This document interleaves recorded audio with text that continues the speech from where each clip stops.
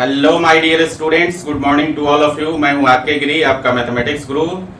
Guys, हम लोग tangents and normal पढ़ रहे हैं, जिसमें हम लोगों ने पिछले लेक्चर में पढ़ा था angle of intersection of to curves. Angle of intersection of to curves का फॉर्मूला क्या है।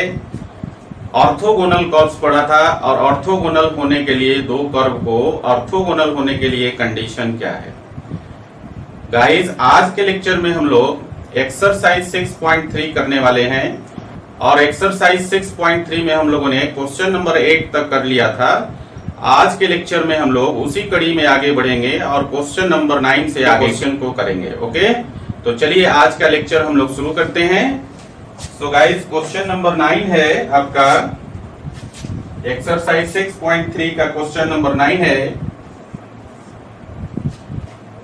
Find the point on the curve y is equal to x cube minus 11x plus 5। देखिए, आपके पास एक कर्व दिया हुआ है, इसका इक्वेशन भी गिवन है, और इक्वेशन है आपका y is equal to x cube minus 11x plus 5। ये कर्व का इक्वेशन है। कह रहा है कर्व पर एक पॉइंट है P, और इस पॉइंट से होकर एक टेंजेंट पास करती है, जिसका इक्वेशन दिया हुआ है। ये आपका टेंजेंट है, और इस टेंजेंट का इक्वेशन गिवन है, और ये इक्वेशन है y is equal to x minus 11। तो आपको क्या करना है, इस पॉइंट का कोऑर्डिनेट निकालना है। ओके, तो देखिए सिंपल सी बात है। हम लोग जानते हैं कि जो टेंजेंट का स्लोप होगा वो कर्व के डेरिवेटिव के बराबर होगा, और टेंजेंट का स्लोप हम लोग यहाँ गिवन इक्वेशन से निकाल सकते हैं। टेंजेंट का इक्वेशन गिवन है, यहाँ से हम लोग टेंजेंट का स्लोप निकाल सकते हैं, और वो किसके बराबर हो जाएगा, कर्व को डिफरेंशिएट कर देंगे तो कर्व के डेरिवेटिव के बराबर हो जाएगा। सो गाइस, देखिए इस इक्वेशन को, टेंजेंट के इक्वेशन को ध्यान से देखेंगे तो इसका फॉर्म है y is equal to mx plus c, और ये कौन सा फॉर्म है, स्ट्रेट लाइन का फॉर्म है ना, स्लोप इंटरसेप्ट फॉर्म है ये। अब यहाँ से m जो होता है वो आपका स्लोप होता है, तो इस इक्वेशन को, स्लोप इंटरसेप्ट फॉर्म वाला इक्वेशन को y is equal to x minus 11 से कंपेयर करेंगे तो यहाँ पर m का वैल्यू कितना हो जाएगा, 1, and this is the slope of the tangent. ये जो गिवन टेंजेंट है जिसका इक्वेशन दिया है y is equal to x minus 11, इसका स्लोप हो गया 1, और ये स्लोप किसके बराबर होगा, कर्व को डिफरेंशिएट करने के बाद जो आएगा टेंजेंट का स्लोप उसके बराबर हो जाएगा। तो देखिए ये आपके पास कर्व दिया है, यहां से आप इसका डेरिवेटिव निकाल सकते हैं, dy बाई dx का value. So guys, dy by dx का वैल्यू हो जाएगा 3x स्क्वायर माइनस 11। क्लियर है? तो देखिए ध्यान से, ये आपका इक्वेशन 1 हो गया, ठीक है ना। और ये कर्व का डेरिवेटिव भी क्या होता है, स्लोप होता है टेंजेंट का, और ऑलरेडी टेंजेंट का स्लोप आपके पास गिवन है 1 के बराबर। सो गाइस, यहां पर लिख देंगे since the slope of tangent is 1, तो देयरफॉर क्या हो जाएगा, dy by dx is equal to 1, और dy बाई dx का वैल्यू कितना है, 3x square minus 11 is equal to 1, और 11 को आप इस तरफ ले आइए तो ये हो जाएगा 3x square is equal to 12, और 12 को 3 से आप कटा दीजिए तो 4 टाइम कैंसिल हो जाएगा, तो बच गया x square is equal to 4, और यहाँ देखिए स्क्वायर को इस तरफ ले आएंगे तो ये हो जाएगा therefore x is equal two plus minus 2। Clear है? तो बच्चों, x का दो वैल्यू आ गया प्लस माइनस 2। अब x के इन दोनों वैल्यू पर क्या करेंगे, y का वैल्यू निकालेंगे, ठीक है। और इस x के दोनों वैल्यू को बारी बारी से उठाकर इस कर्व के इक्वेशन में डाल देंगे, ठीक है, और यहां से हमें y का वैल्यू मिल जाएगा। तो हम क्या करेंगे, केस 1 ले लेते हैं, केस 1, और केस 1 में क्या करेंगे, देखिए पहला केस है when x is equal to 2, x का वैल्यू 2 लिया, तो देयरफॉर y का वैल्यू क्या हो जाएगा, देखिए मैंने कहा कि यहाँ से जो x के दो वैल्यू आया इसको हम बारी बारी से उठा के कर्व के इक्वेशन में डालेंगे। तो यहाँ पर डालिए x का वैल्यू 2, तो ये हो जाएगा 2q और -11 इंटू 2 और +5। तो देखिए इसको कैलकुलेट कीजिए जरा, 2q करेंगे तो 8 हो जाएगा और 8 और 5 ये हो जाएगा 8 और 5 13 और यहाँ पर हो जाएगा आपका -22, तो ये हो गया 13 -22। ठीक है, तो देखिए जरा ध्यान से, अब यहां से वैल्यू कितना आ जाएगा -9। सो गाइस यहां से y का वैल्यू हो गया -9, जब x का वैल्यू 2 था तो यहाँ पर p का जो कोऑर्डिनेट हो जाएगा 2 और -9 हो जाएगा। क्लियर है, x के वैल्यू 2 पर y का वैल्यू -9 हो गया, तो p का कोऑर्डिनेट हो गया 2 -9। अब हम लोग दूसरे केस में x का वैल्यू क्या करेंगे -2 ले लेंगे। ठीक है, when x is equal to -2 और x का वैल्यू -2 फिर से हम लोग कर्व में डाल देंगे। तो देखिए जरा ध्यान से कितना हो जाएगा, y का वैल्यू हो गया आपका -2 का क्यूब और -11 इंटू -2 +5। तो देखिए कितना हो जाएगा वैल्यू, ये आपका -2 का क्यूब करेंगे तो -1 हो जाएगा और यहाँ पर माइनस माइनस मिल के प्लस हो गया 22 और +5। तो ये हो जाएगा आपका 22 + 5 करेंगे तो -8 + 27 हो जाएगा और ये आपका 19 के बराबर हो गया। तो y का वैल्यू 19 हो गया। सो गाइज यहाँ पर देखिए p का जो कोऑर्डिनेट हो गया वो हो गया आपका -2 और 19, है ना। तो p का 2 कोऑर्डिनेट्स निकल गया, है ना, मतलब इस कर्व पर आपको 2 पॉइंट मिल गया। अब बात आती है कि क्या ये दोनों पॉइंट हमारा आंसर होगा। तो हम लोग डायरेक्टली इसको आंसर नहीं लिखेंगे, ठीक है, पहले हम लोग इसको चेक करेंगे। अगर कंडीशन को सेटिस्फाई कर जाएगा, यहाँ कंडीशन कुछ और नहीं बल्कि क्या करेंगे, इन दोनों पॉइंट को उठाकर टेंजेंट के इक्वेशन में डाल देंगे। ऐसा इसलिए करेंगे कि देखिए टेंजेंट जो है कर्व के किसी पॉइंट से ही पास करता है और इसी पॉइंट का हम लोग जो है कोऑर्डिनेट निकाले हैं। तो कर्व पर जो 2 पॉइंट निकला है इसी पर टेंजेंट है ये, है ना। तो ये अल्टीमेटली क्या होगा, ये दोनों पॉइंट हमारा टेंजेंट को भी सेटिस्फाई करना चाहिए, तभी हम उस पॉइंट को कंसीडर करेंगे, है ना। तो क्या करेंगे, बारी बारी से हम लोग चेक कर लेंगे इन दोनों पॉइंट को डालकर इस टेंजेंट के इक्वेशन में। जो भी सेटिस्फाई कर देगा, जो पॉइंट सेटिस्फाई करेगा या दोनों ही पॉइंट अगर सेटिस्फाई कर देता है तो दोनों ही आंसर कंसीडर करेंगे।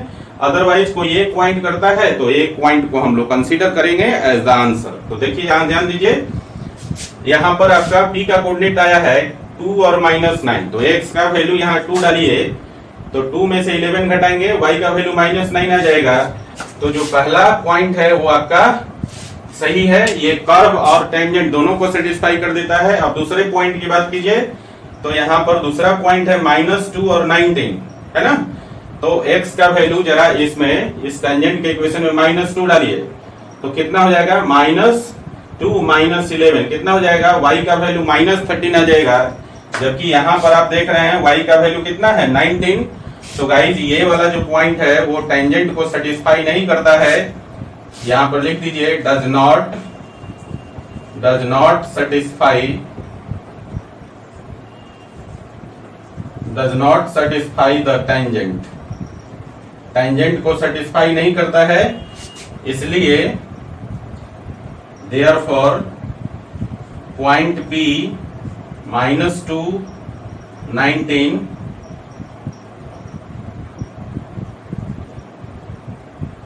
is not possible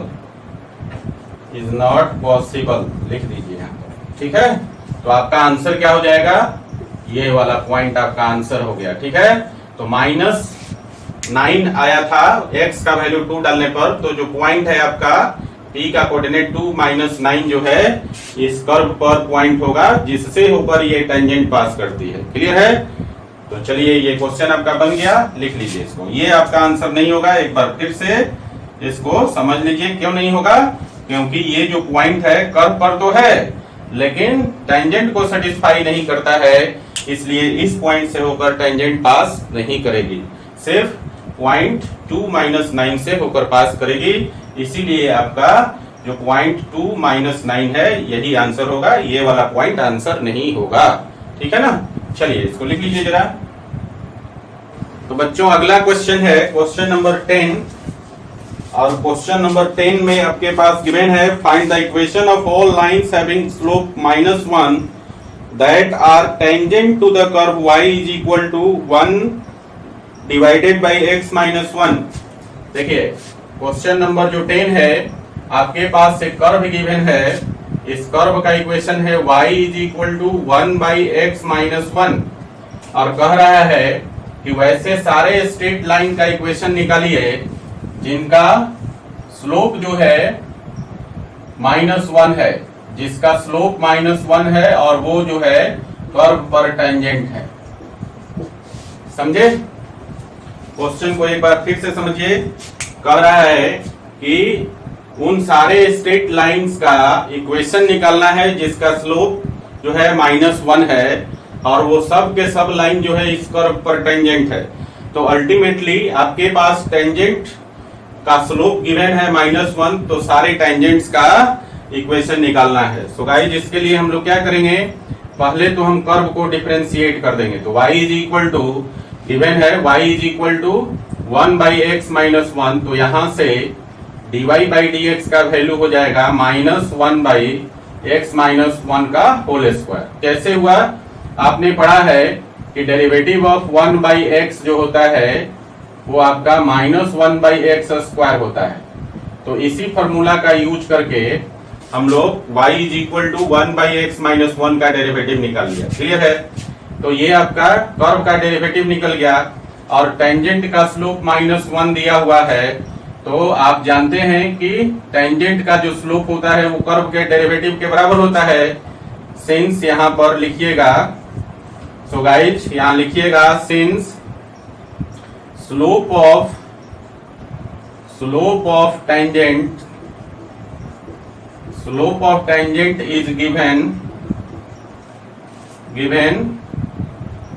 that is equal to -1। तो देयरफॉर क्या हो जाएगा, टेंजेंट का स्लोप कर्व के डेरिवेटिव के बराबर होता है। सो गाइस लिख सकते हैं derivative of the curve is equal to -1, tangent का slope -1 and that is equal to derivative of the curve.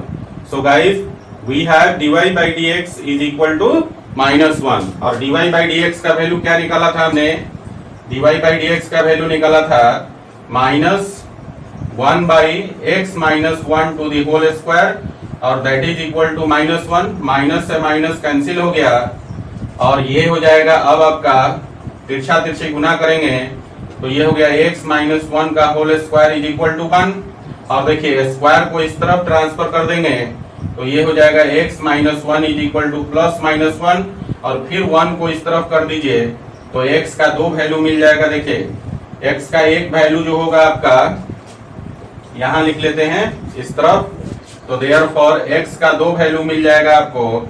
और देखिए x का पहला वैल्यू क्या होगा, -1 को इस तरफ लाएंगे तो +1 हो जाएगा, और 1 इस तरफ RHS में 1 को पॉजिटिव लेते हैं तो +1 + 1 2 हो जाएगा। क्लियर? और फिर RHS में अगर -1 लेते हैं तो इधर वाला +1 और इधर वाला RHS वाला -1, +1 -1 मिलकर हो गया 0।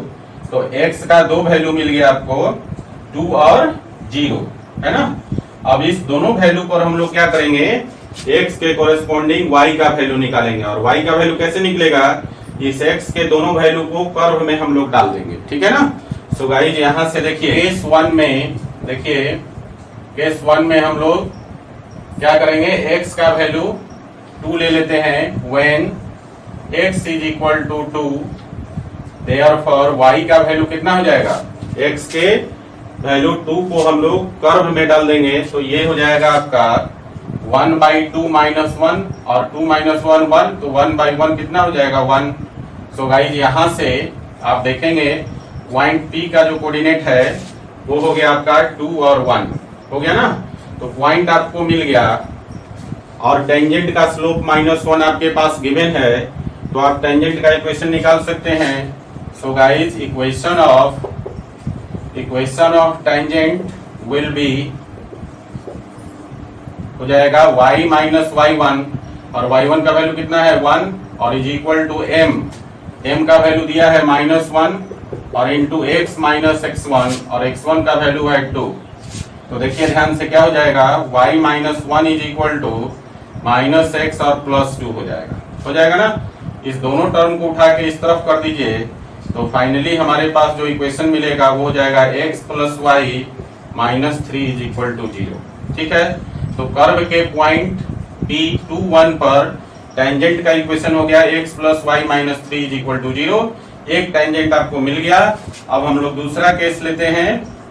तो केस 2 में क्या करेंगे, x का दूसरा वैल्यू ले लेंगे when x is equal to 0, और x का वैल्यू 0 ले लेंगे तो y का वैल्यू क्या आएगा, कर्व में डाल दीजिए x का वैल्यू 0, तो ये हो जाएगा आपका 1/0 माइनस 1, और इसको कैलकुलेट करेंगे तो वैल्यू हो जाएगा -1। सो गाइज यहाँ से पॉइंट P का कोऑर्डिनेट हो गया 0 -1, और पॉइंट मिल गया आपको, टेंजेंट का स्लोप दिया हुआ है -1।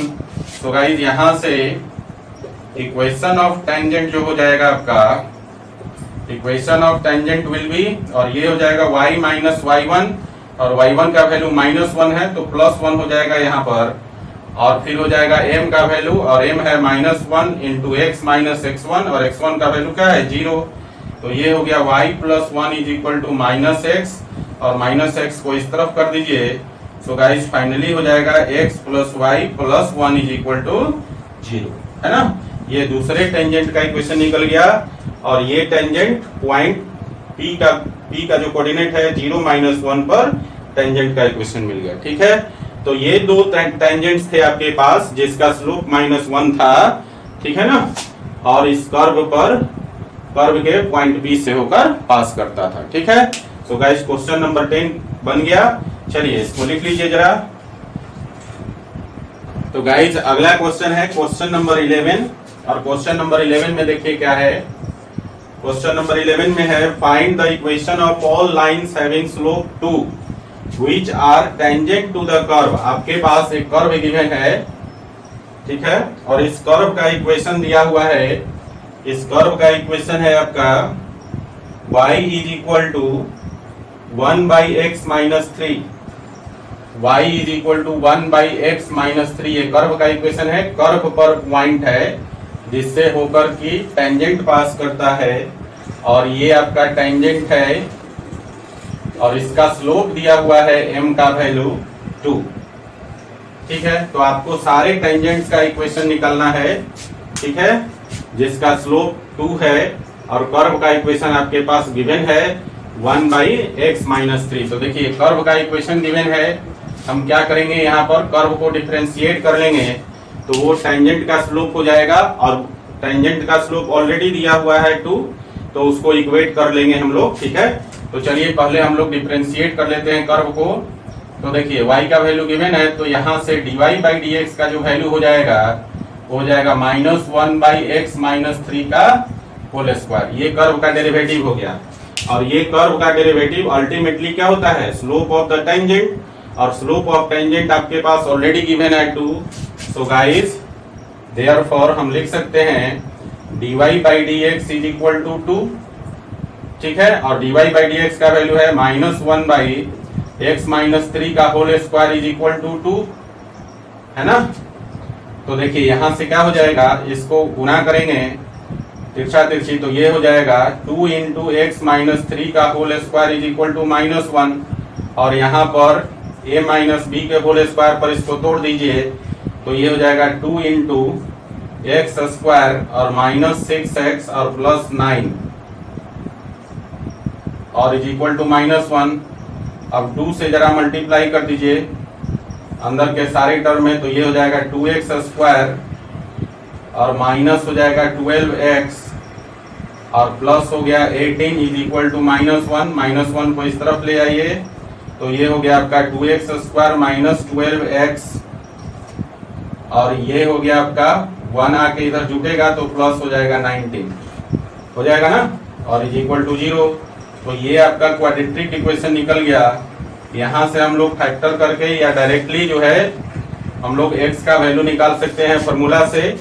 सो गाइस देखिए यहां से x इज इक्वल टू आप क्या लिखते हैं माइनस बी, और माइनस ऑलरेडी दिया है माइनस, यहाँ पर b का वैल्यू -12 है तो माइनस माइनस प्लस 12 हो गया, और plus minus under root b square मतलब 12 का स्क्वायर माइनस 4ac, और a का वैल्यू 2 है और c का वैल्यू आपके पास दिया है 19, है ना, डिवाइडेड बाई 2a, तो 2 इंटू 2, तो ये हो गया आपका कितना 12 प्लस माइनस अंडर रूट, और ये हो गया 144, और ये आपका हो गया माइनस 19 में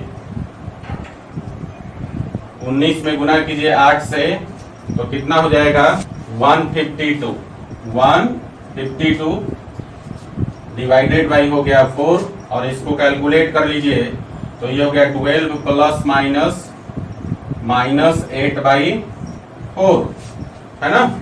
और यहाँ देखिए -8 का रूट है, तो ये तो देखने से ही लग रहा है कि इमेजिनरी नंबर हो गया। एक्चुअली इसको आप लिख सकते हैं 12 plus minus √8i divided by 4।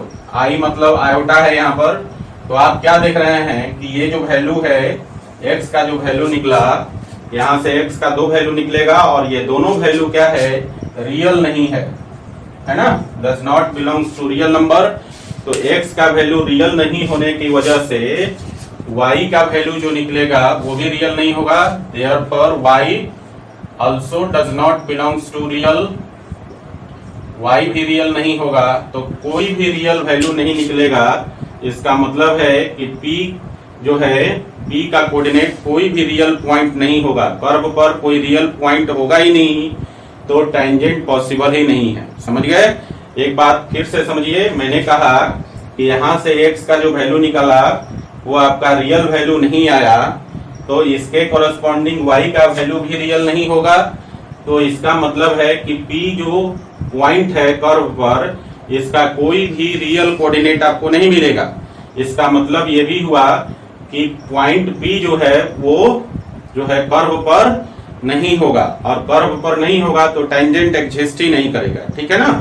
तो गाइज आप लिख सकते हैं यहाँ पर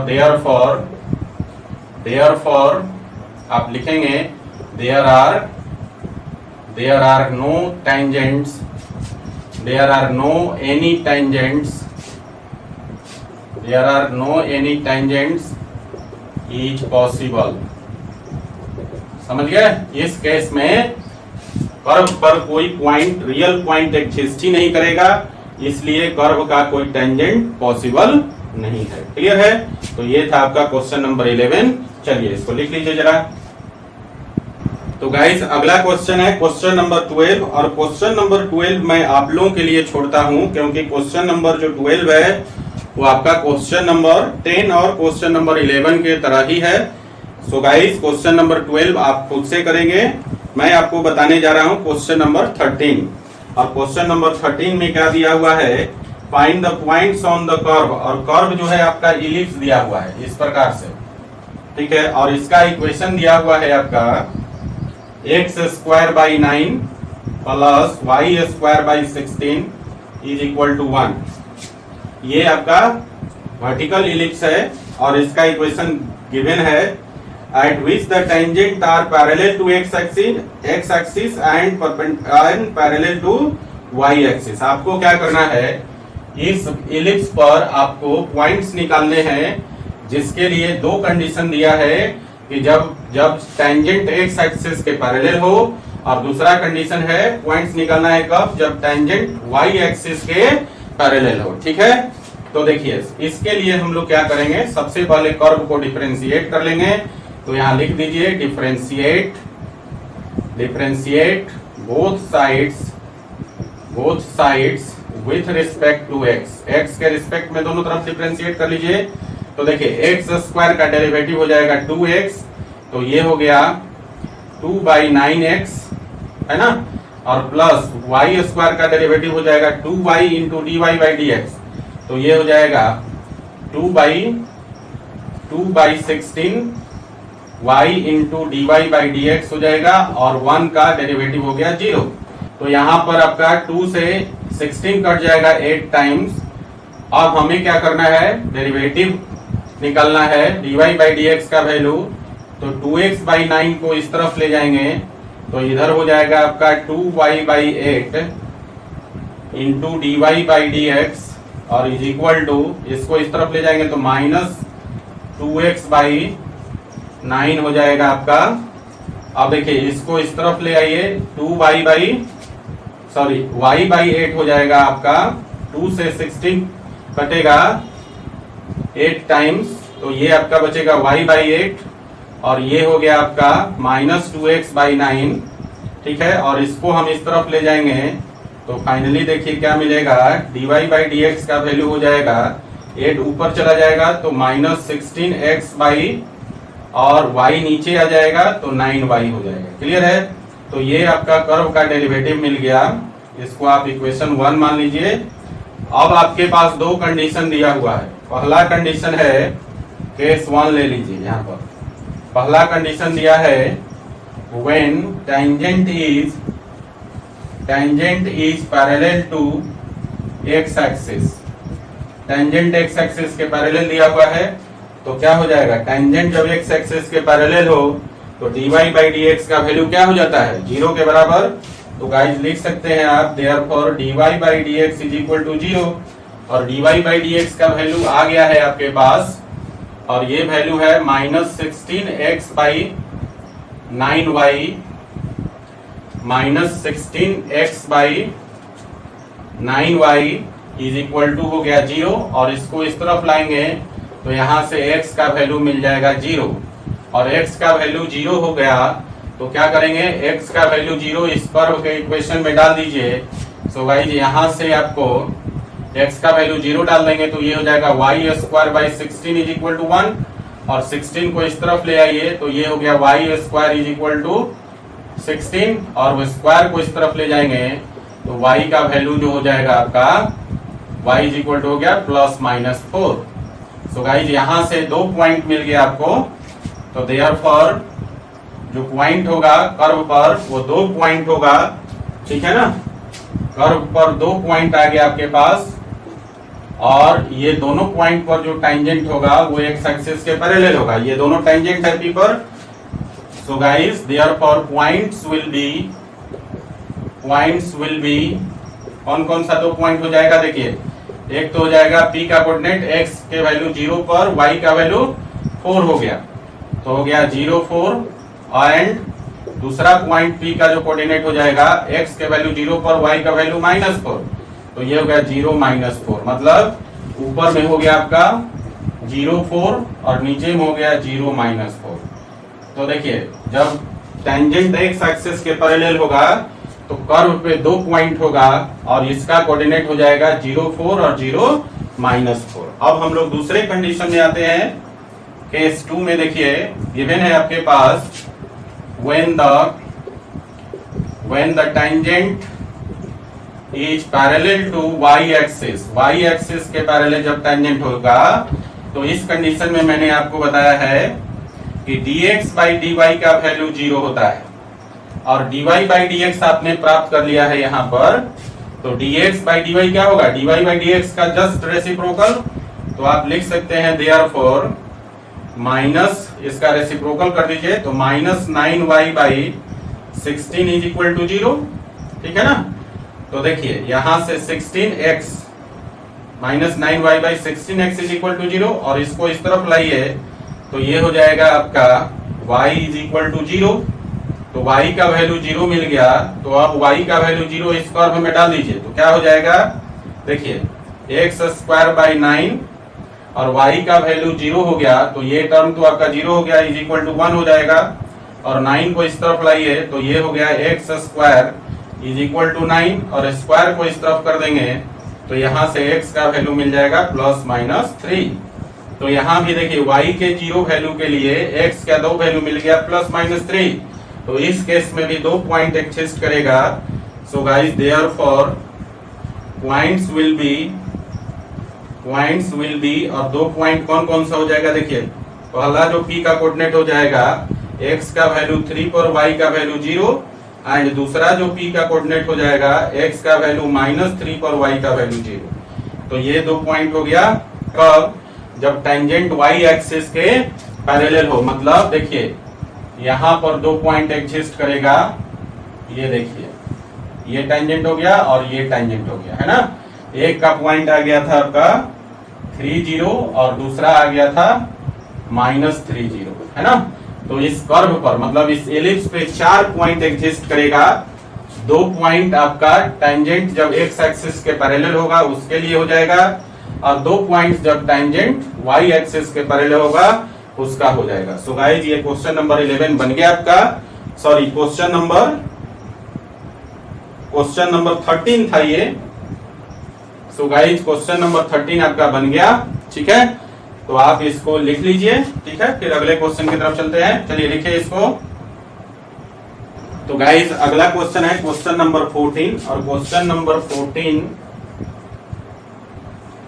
में आपसे पूछ रहा है find the equation of tangents and normals to the given curves at the indicated points, ठीक है ना। इसमें पॉइंट दिया हुआ है कर्व पर, और उस कर्व के पॉइंट पर आपको टेंजेंट और नॉर्मल का इक्वेशन निकालना है। तो गाइस इसका पहला क्वेश्चन है, आपके पास एक कर्व दिया हुआ है और इस कर्व का इक्वेशन दिया हुआ है y is equal to x to the power 4 -6x³ plus 13x² -10x और प्लस 5। ये कर्व का इक्वेशन दिया हुआ है। एक्चुअली कर्व को हम लोग अलग बना लेते हैं, -10x प्लस 5 ये कर्व का इक्वेशन है, और ये आपका कर्व है ना। ये कर्व का इक्वेशन हो गया आपका। कर्व के पॉइंट, यहाँ पॉइंट भी दिया हुआ है 0,5, और इस पॉइंट पर टेंजेंट, ये आपका टेंजेंट हो गया, टेंजेंट का इक्वेशन, और टेंजेंट पर परपेंडिकुलर नॉर्मल का इक्वेशन, नॉर्मल हो गया, नॉर्मल का इक्वेशन निकालना है। मतलब ये जो है आपका कर्व है जिसका इक्वेशन गिवन है, कर्व के पॉइंट 0,5 पर टेंजेंट का और नॉर्मल का आपको इक्वेशन निकालना है। ओके, तो चलिए निकालते हैं इसको। देखिए इसके लिए क्या करेंगे, सबसे पहले कर्व को डिफरेंशिएट कर दीजिए। तो यहाँ से dy/dx का जो वैल्यू हो जाएगा वो हो जाएगा आपका 4x³ और माइनस हो जाएगा 18x², और ये हो जाएगा आपका प्लस 26x और -10। ये आपका हो गया कर्व का डेरिवेटिव, है ना। और कर्व का डेरिवेटिव क्या होता है, कर्व का जो डेरिवेटिव होता है वो टेंजेंट का स्लोप होता है ना। तो देखिए यहाँ पर हम लोग क्या करते हैं, दोनों का नॉर्मल का स्लोप और टेंजेंट का स्लोप निकाल लेते हैं। उसके बाद हम लोग पॉइंट दिया हुआ है तो टेंजेंट और नॉर्मल का इक्वेशन निकालेंगे। सो गाइस यहाँ पर देखिए स्लोप ऑफ टेंजेंट क्या हो जाएगा, dy/dx एट 0,5, यही हो जाएगा ना। तो देखिए तो dy/dx का वैल्यू कौन सा, ये वाला, और इसमें x या और ये पूरा का पूरा x के टर्म में है तो x का वैल्यू 0 डाल दीजिए, तो इसका स्लोप हो जाएगा -10, क्योंकि x कंटेनिंग टर्म सब के सब हो जाएगा 0। तो टेंजेंट का स्लोप मिल गया, तो देयरफॉर नॉर्मल का भी स्लोप आप निकाल सकते हैं यहीं से। तो यहाँ पर लिख लीजिए स्लोप ऑफ नॉर्मल। तो नॉर्मल का स्लोप क्या होता है, -1 slope of tangent, slope of tangent पढ़े हैं, मैंने बताया था आपको कि नॉर्मल और टेंजेंट दोनों एक दूसरे पर परपेंडिकुलर होता है। अगर टेंजेंट का स्लोप m1 है और नॉर्मल का स्लोप m2 है तो आप लिखते हैं m1 into m2 is equal to -1। तो देयरफॉर m2 का वैल्यू कितना हो जाएगा, -1/m1, मतलब स्लोप ऑफ नॉर्मल जो हो जाएगा -1 स्लोप ऑफ टेंजेंट के बराबर। तो ये हो गया -1 और टेंजेंट का स्लोप -10 है, माइनस माइनस कैंसिल हो जाएगा, तो यहाँ से 1/10 आ जाएगा। तो देखिए टेंजेंट का स्लोप -10 आ गया, नॉर्मल का स्लोप 1/10 आ गया, और पॉइंट आपके पास गिवन है, तो टेंजेंट और नॉर्मल का इक्वेशन निकाल सकते हैं। तो देखिए पहला इसका a कर दीजिए, ए में लिखिए equation of tangent will be, equation of tangent will be, और क्या हो जाएगा y माइनस y1, और y1 का वैल्यू, ये जो पॉइंट है आपका x1 y1 है, तो y1 का वैल्यू 5 है, तो y माइनस 5 हो गया, और m मतलब स्लोप ऑफ टेंजेंट, ये हो गया -10, और इंटू x माइनस x1, और x1 का वैल्यू है 0, तो ये हो जाएगा y minus 5 is equal to -10x, और 0 से गुना करेंगे तो 0 हो गया, तो इसको आप इस तरफ ले आइए, तो फाइनली आपको क्या मिलेगा, ये हो जाएगा आपका 10x plus y minus 5 is equal to 0, तो ये आपका टेंजेंट का इक्वेशन निकल गया, 10x plus y minus 5 is equal to 0। अब हम लोग दूसरा केसेस क्या लिखेंगे, बी में equation of normal will be, equation of normal will be, और नॉर्मल क्या हो जाएगा आपका y माइनस y1, और y1 का वैल्यू क्या है 5, और is equal to slope of normal, और स्लोप ऑफ नॉर्मल है आपका 1/10 इंटू एक्स माइनस x1 का वैल्यू आपका 0 है, तो ये हो गया y minus 5 is equal to x/10, है ना, 1/10 से 0 में गुना करेंगे 0, ये 10 इधर आके गुना हो जाएगा, तो ये हो गया 10y minus 50 is equal to x हो जाएगा। सो गाइज यहाँ से हम लोग इन सबको, इन दोनों टर्म को उठा के इस तरफ कर दें, तो हम लिख सकते हैं x माइनस 10y और plus 50 is equal to 0। Clear है? तो आपका जो क्वेश्चन नंबर 14 का पहला क्वेश्चन है वो आपका बन गया, इक्वेशन ऑफ टेंजेंट मिल गया आपको, इक्वेशन ऑफ नॉर्मल मिल गया आपको। ठीक है, इसी प्रकार से आप 14 का क्वेश्चन नंबर सेकेंड थर्ड बना सकते हैं। मैं आपको फोर्थ नंबर क्वेश्चन बता रहा हूं, फोर्थ में थोड़ा सा ट्विस्ट है, बाकी सेकेंड और थर्ड उस पहले जैसा ही बनेगा, जैसा 14 का फर्स्ट बना था उसी तरह से सेकेंड और थर्ड बनेगा, और ये मैं आप पर छोड़ता हूं, इसे आप बना लीजिएगा। क्लियर है ना? तो मैं आपको 14 का फोर्थ नंबर क्वेश्चन बता रहा हूं। अब देखिए फोर्थ नंबर क्वेश्चन में आपके पास कर्व दिया हुआ है y is equal to x square, ये आपके पास कर्व दिया हुआ है, और इस पर पॉइंट दिया हुआ है P 0 0, ठीक है ना, पॉइंट 0 0 दिया है। इस पॉइंट पर ये जो टेंजेंट है आपका, और ये आपका नॉर्मल है इसका, इन दोनों का इक्वेशन निकालना है। ठीक है, तो मैंने कहा क्या करेंगे आप, सबसे पहले कर्व को डिफरेंशिएट कर दीजिए, तो dy बाई dx का वैल्यू कितना हो जाएगा 2x, और कर्व का डेरिवेटिव होता है टेंजेंट का स्लोप, तो यहां से टेंजेंट और नॉर्मल का स्लोप निकाल लीजिए, तो देयरफॉर आप लिखेंगे स्लोप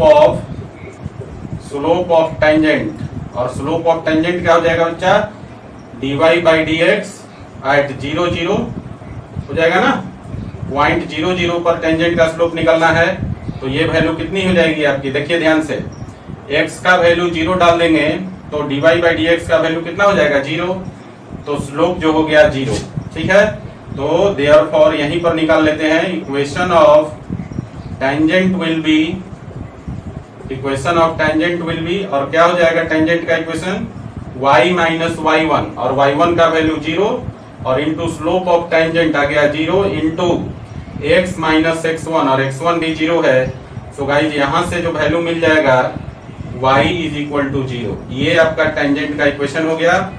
नाउ अब आपको निकालना है स्लोप ऑफ नॉर्मल। देखिए स्लोप ऑफ नॉर्मल क्या हो जाएगा, स्लोप ऑफ नॉर्मल क्या हो जाएगा, इसको आप लिखेंगे -1 बाई स्लोप ऑफ टेंजेंट, लिखते हैं ना, अभी हमने क्वेश्चन नंबर 14 के फर्स्ट में बताया है -1 बाई स्लोप ऑफ टेंजेंट लिखेंगे, तो देखिए कितना हो जाएगा -1 बाई 0, टेंजेंट का स्लोप कितना आया था 0, इसको इसी फॉर्म में रहने देंगे।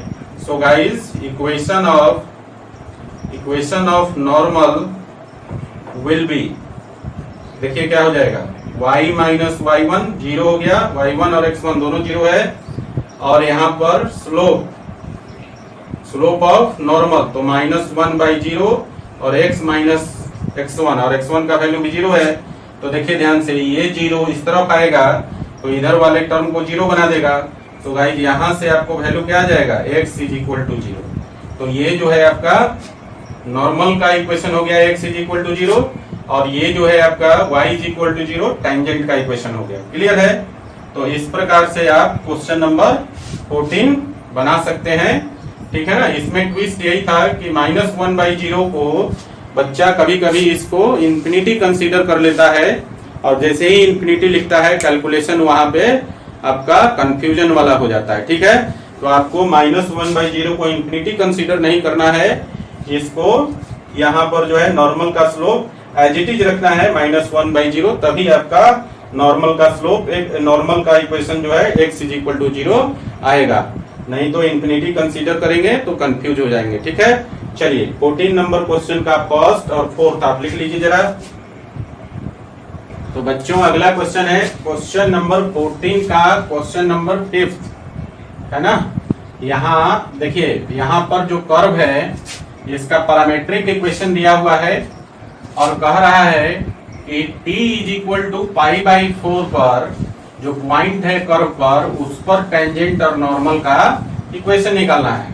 तो गाइस पहले यहीं पर समझते हैं, t इज इक्वल टू π/4 पर पॉइंट का कोऑर्डिनेट निकाल सकते हैं। क्या करेंगे, t का वैल्यू π/4 जो है डायरेक्टली आप यहाँ पैरामीट्रिक इक्वेशन में डालकर निकाल सकते हैं। तो लिखेंगे आप at t is equal to π/4, x का वैल्यू कितना हो जाएगा, देखिए x का वैल्यू है cos t और t का वैल्यू π/4 है, तो cos π/4 का वैल्यू हो जाता है आपका कितना, 1/√2। ठीक है। सिमिलरली y का वैल्यू sin t है और t का वैल्यू जो है π/4 है, तो y का वैल्यू कितना हो जाएगा, 1/√2, sin π/4 का वैल्यू 1/√2। सो गाइस यहाँ से पॉइंट P का जो कोऑर्डिनेट हो जाएगा वो हो जाएगा आपका 1/√2, 1/√2। क्लियर है।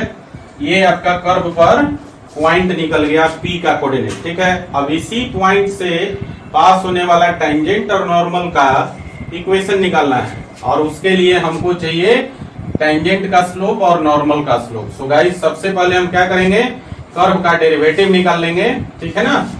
तो यहां से क्या करेंगे, x को t के रिस्पेक्ट में डिफरेंशिएट कर दीजिए, तो ये हो जाएगा dx/dt is equal to -sin t हो जाएगा, और इसको डिफरेंशिएट कर लीजिए तो dy/dt का जो वैल्यू हो जाएगा वो हो जाएगा आपका cos t। क्लियर है। तो dx/dt निकल गया, dy/dt निकल गया, तो यहां से हम लोग dy/dx का वैल्यू निकाल सकते हैं, और dy/dx का वैल्यू हो जाएगा dy/dt डिवाइडेड बाई dx/dt, और dy/dt का वैल्यू हमने निकाला cos t, और dx/dt का वैल्यू हमने निकाला -sin t। ठीक है। सो गाइस यहां से आपको dy/dx का वैल्यू क्या हो जाएगा, अब आपका cos θ/sin θ होता है cot θ, और माइनस है तो माइनस cot t हो जाएगा, माइनस cot t। ये आपका कर्व का डेरिवेटिव निकल गया। ठीक है। अब टेंजेंट और नॉर्मल का स्लोप निकलना है। तो गाइस हम लोग यहां से टेंजेंट और नॉर्मल का स्लोप निकाल लेते हैं। नाउ स्लोप ऑफ, देखिए स्लोप ऑफ टेंजेंट, टेंजेंट का जो स्लोप हो जाएगा वो हो जाएगा आपका dy/dx at x is equal to t is equal to π/4। t का वैल्यू π/4 पर dy/dx का जो वैल्यू आएगा वो आपका टेंजेंट का स्लोप हो जाएगा। तो देखिए यहाँ पर dy/dx का वैल्यू है -cot t, और t का वैल्यू है π/4 है ना। तो cot π/4 का वैल्यू 1 होता है, और पहले से माइनस दिया है, तो टेंजेंट का स्लोप हो जाएगा -1। ठीक है। टेंजेंट का स्लोप निकल गया। अगेन देखिए ध्यान से, अब आपको निकालना है नॉर्मल का स्लोप। तो गाइस क्या हो जाएगा, अगेन स्लोप ऑफ नॉर्मल जो होगा, स्लोप ऑफ नॉर्मल जो होगा वो हम लिख सकते हैं -1 बाई स्लोप ऑफ टेंजेंट लिख सकते हैं। यहाँ इसी फॉर्मूला का यूज करेंगे तो जल्दी निकल जाएगा। अदरवाइज दूसरा तरीका क्या है, स्लोप ऑफ नॉर्मल जो होता है माइनस होता है dx/dy एट x1 y1 होता है ना। तो ऐसे भी करके निकाल सकते हैं। अब कर्व के डेरिवेटिव को हम लोग क्या करेंगे, रेसिप्रोकल करके dx बाई dy का वैल्यू निकालेंगे और फिर t का वैल्यू पाई बाई 4 करके इसका वैल्यू निकालेंगे। इससे अच्छा है कम समय में हम लोग ये कंसेप्ट यूज कर लें, slope of normal is equal to -1 by slope of tangent, तो आसानी से निकल जाएगा। सो गाइस यहाँ पर हो जाएगा -1 बाई, और स्लोप ऑफ टेंजेंट भी -1 आया है, तो ये आपका नॉर्मल का स्लोप -1 बाई -1 +1 हो गया, तो नॉर्मल का स्लोप हो गया +1। ठीक है, अब देखिए आपके पास क्या क्या निकल गया। पॉइंट P का कोऑर्डिनेट निकल चुका है, टेंजेंट का स्लोप निकल चुका है, नॉर्मल का स्लोप निकल चुका है, तो बड़ी आसानी से आप टेंजेंट और नॉर्मल का इक्वेशन निकाल सकते हैं। सो गाइस अब यहाँ पर इसका पार्ट ए कर देते हैं, equation of tangent. Equation of tangent will be, क्या हो जाएगा बताइए, ये हो जाएगा y माइनस y1 और ये है आपका x1 y1 जो कोऑर्डिनेट है, ठीक है ना। तो y1 का वैल्यू 1/√2 है और इज इक्वल टू m मतलब यहाँ पर आप टेंजेंट का इक्वेशन निकाल रहे हैं तो स्लोप ऑफ टेंजेंट लिखेंगे -1 और इंटू x माइनस x1 का वैल्यू भी 1/√2 ही है। इसको जब आप सॉल्व करेंगे तो इसकी वैल्यू आ जाएगी x plus y minus √2 is equal to 0। कैसे आ जाएगी, देखिए यहाँ पर जब आप गुना करेंगे तो देखिए ये हो जाएगा -x और +1/√2 है ना। +1/√2 को यहाँ पर -x को इधर ले जाएंगे तो +x हो जाएगा, तो x प्लस वाई हो गया, और ये है +√2 और इधर है -1/√2। इसको एक तरफ कर देंगे तो -2/√2 हो जाएगा, और -2/√2 को सॉल्व करेंगे तो √2 आ जाएगा। सो गाइस ये हो जाएगा आपका x प्लस वाई माइनस √2, ये हो गया आपका टेंजेंट का इक्वेशन। एंड बी में देखिए इक्वेशन ऑफ नॉर्मल निकालना है, तो equation of normal will be, normal का इक्वेशन हो जाएगा आपका y माइनस y1 और y1 का वैल्यू फिर से 1/√2 इज इक्वल टू m, और m क्या होगा यहाँ पर, स्लोप ऑफ नॉर्मल, और नॉर्मल का स्लोप हमने निकाला है 1, और इंटू x माइनस x1, और x1 का वैल्यू भी 1/√2 है। और जब इसको सॉल्व करेंगे तो देखिए ये होगा y माइनस 1/√2 और इधर हो जाएगा x माइनस 1/√2, -1/√2 दोनों तरफ कैंसिल हो जाएगा, तो यहां से मिल जाएगा आपको y is equal to x, या इसी को आप लिख सकते हैं x minus y is equal to 0। तो इस प्रकार से जब पैरामीट्रिक फॉर्म में कर्व का इक्वेशन दिया हो तो बहुत आसानी से कैलकुलेट कर लेते हैं। कॉन्सेप्ट हमारे पास बिल्कुल वही होता है, बस पैरामीट्रिक तरीके से हम डिफरेंशिएट कर लेते हैं, उसके बाद सारा प्रोसेस सेम है। ओके, तो चलिए इसको उतार लीजिए जरा, क्वेश्चन नंबर 14 का 5th नंबर लिखिए। तो गाइस अगला क्वेश्चन है क्वेश्चन नंबर 15, और क्वेश्चन नंबर 15 में दिया है find the equation of tangent line to the curve. Curve का इक्वेशन दिया है y is equal to x² minus 2x plus 7। ये आपके पास कर्व गिवन है और इसका जो इक्वेशन है y is equal to x² minus 2x plus 7। तो आपको टेंजेंट का इक्वेशन निकालना है, लेकिन टेंजेंट के लिए कंडीशन दिया है। कंडीशन ए में दिया है कि ये जो टेंजेंट है आपका, ये एक लाइन है उसके पैरेलल है, और टेंजेंट जो है एक लाइन है उसके पैरेलल है, और लाइन का इक्वेशन दिया हुआ है, लाइन का इक्वेशन दिया है 2x minus y plus 9 is equal to 0। ठीक है, टेंजेंट पैरेलल है इस लाइन के, ये लाइन मान लो कि L1 है, ये जो टेंजेंट है कर्व पर, ये जो टेंजेंट है कर्व के पॉइंट P पर, ये line L1 2x minus y plus 9 के पैरेलल है, तो इस टेंजेंट का इक्वेशन निकालना है। दूसरा कंडीशन दिया है कि ये जो टेंजेंट है वो परपेंडिकुलर है एक लाइन पर, मतलब ये जो टेंजेंट है आपका एक लाइन है उस पर परपेंडिकुलर है, और इस लाइन का इक्वेशन इस पर वो परपेंडिकुलर है, इसका इक्वेशन दिया हुआ है 5y minus 15x is equal to 13। ठीक है, बात समझ में आई? एक बार फिर से क्वेश्चन को समझिए। क्वेश्चन में आपके पास एक कर्व दिया हुआ है, ठीक है, कर्व के पॉइंट P पर टेंजेंट का इक्वेशन निकालना है, लेकिन इस टेंजेंट के लिए दो कंडीशन दिया हुआ है कि कर्व के पॉइंट P पर जो टेंजेंट है line L1 2x minus y plus 9 के पैरेलल है, और ये आपका लाइन L2 कर दीजिए। ये जो टेंजेंट है line L2 5y minus 15x is equal to 13 पर परपेंडिकुलर है, ठीक है ना। तो इस टेंजेंट का इक्वेशन निकालना है। सो गाइस देखिए यहाँ पर टेंजेंट का इक्वेशन निकालने से पहले हम लोग क्या करेंगे, यहाँ आपके पास कर्व का इक्वेशन दिया है तो कर्व को हम लोग डिफरेंशिएट कर लेते हैं। तो क्या हो जाएगा, dy बाई dx का जो वैल्यू हो जाएगा वो हो जाएगा 2x माइनस 2, एक्स स्क्वायर का 2x, 2x का डेरिवेटिव 2, तो कर्व का डेरिवेटिव आपका निकल गया। अब देखिए क्या है, पहला केस में चूंकि टेंजेंट है L1 के पैरेलल, तो यहाँ पर आप इसका फर्स्ट पार्ट A कर दीजिए। यहाँ पर ध्यान दीजिएगा आप कि जब टेंजेंट इस लाइन L1 के पैरेलल है तो दो पैरेलल लाइन का स्लोप क्या होता है, इक्वल होता है। सो गाइस यहां से हम लोग क्या करेंगे, अगर लाइन L1 का स्लोप निकाल लें तो वही स्लोप टेंजेंट का स्लोप हो जाएगा। तो देखिए इसको हम लोग ऐसा लिख सकते हैं, y इज इक्वल टू, इसको उधर ले गए तो ये हो जाएगा 2x प्लस 9 के बराबर, और ये format y is equal to mx का फॉर्मेट है, y is equal to mx plus c का फॉर्मेट है ना। तो यहां से m का वैल्यू कितना आ गया, 2। तो केस 1 में क्या हो जाएगा, देखिए ध्यान से, कर्व का डेरिवेटिव 2x माइनस 2 है जो कि अल्टीमेटली क्या होता है, टेंजेंट का स्लोप होता है। और यहाँ टेंजेंट जो है इस लाइन के पैरेलल है, तो टेंजेंट का स्लोप इस लाइन के स्लोप के बराबर होगा। तो यहाँ पर लाइन का स्लोप 2 के बराबर आ गया। सो गाइस कर्व का जो डेरिवेटिव है वो 2 के बराबर हो जाएगा पहले केस में।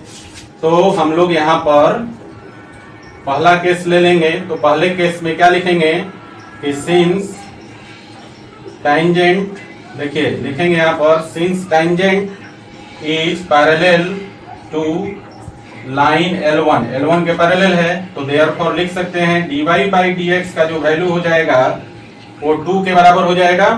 तो dy बाई dx का वैल्यू जब 2 के बराबर हो गया तो हम लोग dy बाई dx का वैल्यू ऑलरेडी निकाल चुके हैं। तो देखिए क्या हो जाएगा आपका 2x माइनस 2 का वैल्यू 2 हो गया, और यहां से हम लोग 2 को उस तरफ ले जाएं तो ये हो जाएगा 2x इज इक्वल टू 4, और 2 से 4 2 टाइम कट जाएगा तो x का वैल्यू 2 निकल गया। और x का वैल्यू 2 निकल गया तो x के वैल्यू 2 को हम लोग कर्व में डाल देंगे तो y का वैल्यू निकल जाएगा। तो देयरफॉर यहां से हम लोग y का वैल्यू भी निकाल सकते हैं। तो देखिए x का वैल्यू 2 डाल दीजिए तो हो जाएगा 4 माइनस 4, ये खत्म हो गया, 0 हो गया, और यहाँ बच गया प्लस 7, तो y इज इक्वल टू आ जाएगा 7। सो गाइस पॉइंट का जो कोऑर्डिनेट हो जाएगा फर्स्ट केस में वो हो जाएगा 2 7, क्लियर है। और जब पॉइंट निकल गया, स्लोप मालूम है टेंजेंट का, ठीक है ना, क्योंकि टेंजेंट लाइन L1 के पैरेलल है और लाइन L1 का स्लोप 2 है, तो टेंजेंट का स्लोप 2 हो गया। तो टेंजेंट का स्लोप मालूम है और पॉइंट मालूम हो गया। सो गाइस यहाँ से हम लोग टेंजेंट का इक्वेशन निकाल सकते हैं। तो therefore equation of tangent will be क्या हो जाएगा, equation of tangent will be, ये हो जाएगा अब आपका y माइनस y1, और पॉइंट क्या निकला 2 7, तो y1 का वैल्यू 7 हो गया, और is equal to m into x minus x1, और m का वैल्यू आपका 2 है और x माइनस x1 का वैल्यू आपका 2 है। तो इसको जरा कैलकुलेट कर लीजिए, तो ये वैल्यू आ जाएगा आपका 2x minus y plus 3 is equal to 0। ये आपका टेंजेंट का इक्वेशन हो जाएगा, क्लियर है। अब हम लोग दूसरे केस पर आते हैं, केस नंबर 2। और केस नंबर 2 को समझने के लिए पहले हम लोग क्या करेंगे, इस लाइन का स्लोप निकालिए, ठीक है। तो ये देखिए, ये जो लाइन है इसको हम ऐसा लिख सकते हैं 5y is equal to 15x plus 13, और ये भी आपका जो लाइन है अब y is equal to mx plus c के फॉर्मेट में हो गया। एक स्टेप और इसमें लिख लीजिए, y इज इक्वल टू, ये हो जाएगा 5 से दोनों तरफ भाग दे दीजिए, तो ये हो जाएगा 15/5, तो 3x, और प्लस ये हो जाएगा 13/5, है ना। अब इसको देखिए जरा, ये आपका हो गया y is equal to 3x plus 13/5, y is equal to mx plus c का फॉर्म हो गया। तो यहाँ से m का जो वैल्यू निकलेगा वो आपका 3 निकल गया, है ना। अब देखिए ध्यान से, चूंकि टेंजेंट इस लाइन को परपेंडिकुलर है, तो हम लोग यहाँ से अब हम केस लगाते हैं दूसरा। यहाँ लिखते हैं सिंस टेंजेंट इज, देखिए tangent is perpendicular to line two, line two मतलब L2, ठीक है, लाइन L2 पर परपेंडिकुलर है टेंजेंट, तो देयरफॉर स्लोप ऑफ टेंजेंट क्या हो जाएगा, देखिए स्लोप ऑफ जो टेंजेंट हो जाएगा वो हो जाएगा -1 by slope of L2, line L2 का स्लोप, यहाँ पर -1 by slope of line L2, हम लोग लिखते हैं ना, दो लाइन परपेंडिकुलर हो तो दोनों के स्लोप का प्रोडक्ट -1 होता है, तो एक का स्लोप क्या हो जाएगा -1 बाई दूसरे का स्लोप। सो गाइस हम लोग टेंजेंट का स्लोप निकाल सकते हैं जब हमें L2 का स्लोप 3 मिल चुका है, ठीक है ना। तो टेंजेंट का स्लोप क्या लिखेंगे, slope of tangent is equal to -1 by slope of line L2, तो ये हो गया आपका slope of tangent is equal to -1 by slope of L2, और ये हो गया -1 बाई, और स्लोप ऑफ L2 कितना है 3, तो टेंजेंट का स्लोप आपको मिल गया -3। क्लियर है। अब देखिए टेंजेंट का स्लोप आपको मालूम चल गया, तो यहां से हम लोग अब क्या करेंगे, टेंजेंट का स्लोप जो है वो कर्व के डेरिवेटिव के बराबर होता है। सो गाइस यहां से क्या हो जाएगा, देयरफॉर इसको लिख सकते हैं slope of tangent dy by dx is equal to कितना हो जाएगा -1/3, और यहाँ ध्यान दीजिए dy बाई dx का वैल्यू है 2x - 2 इज इक्वल टू -1/3, और इसको तिरछा तिरछी गुना कीजिए तो ये हो जाएगा 6x, और -6 इज इक्वल टू -1, और इसको इस तरफ लाइए तो +6 हो जाएगा, और लिख सकते हैं 6x इज इक्वल टू +6 - 1 5 हो गया। सो गाइस यहाँ से वैल्यू x का वैल्यू मिल गया 5/6, और 5/6 x का वैल्यू हो गया, तो y का वैल्यू कैसे निकालेंगे, तो x का वैल्यू उठा के कर्व में डाल दीजिए, तो आपको क्या मिल जाएगा, y का वैल्यू मिल जाएगा। तो जब x का वैल्यू 5/6 इस कर्व के इक्वेशन में डालेंगे तो y का वैल्यू हो जाएगा 217/36, ठीक है। तो यहां से आपको क्या मिल गया, पॉइंट P का कोऑर्डिनेट, किस केस में, सेकंड केस में, तो सेकंड केस में पॉइंट P का कोऑर्डिनेट हो जाएगा 5/6 और 217/36, ये मिल गया आपका पॉइंट का कोऑर्डिनेट। तो पॉइंट का कोऑर्डिनेट मिल गया, और टेंजेंट का स्लोप आपको ऑलरेडी मिल चुका है -1/3। सो गाइस यहां से अब हम निकाल सकते हैं equation of tangent will be, देखिए ध्यान से, टेंजेंट का इक्वेशन क्या हो जाएगा, y - y1, और y1 का वैल्यू क्या है 217/36, और इज इक्वल टू m मतलब स्लोप ऑफ टेंजेंट, और वो -1/3 के बराबर है, और इंटू x - x1 का वैल्यू है 5/6, और जब इसको आप कैलकुलेट कर लीजिएगा y - 217 divided by 36 is equal to -1/3 into x - 5/6, इसको जब आप कैलकुलेट कर लेंगे तो ये इक्वेशन मिल जाएगा आपका 12x और plus 36y, 12x plus 36y, और माइनस हो जाएगा 227 इज इक्वल टू 0। क्लियर है। तो इस प्रकार से ये आपका टेंजेंट का इक्वेशन मिल जाएगा सेकंड केस में। क्लियर है ना। तो ये आपका क्वेश्चन नंबर 15 हो गया। सो गाइस आज का लेक्चर इसी क्वेश्चन नंबर 15 के साथ समाप्त करता हूं। फिर हम लोग नेक्स्ट लेक्चर में आगे के क्वेश्चन करेंगे, क्वेश्चन नंबर 16 से लेकर क्वेश्चन नंबर 27 तक। ठीक है ना। तब तक आप लोग जो है क्वेश्चन नंबर 16 से लेकर 27 तक आप बनाइए। जो क्वेश्चन आपसे नहीं बनता है आप मुझे उसको सेंड कर दीजिएगा, ताकि नेक्स्ट लेक्चर में वो सारे डाउट क्वेश्चन आपका क्लियर हो जाए। Thanks for watching. Keep in touch. Do like, share and subscribe.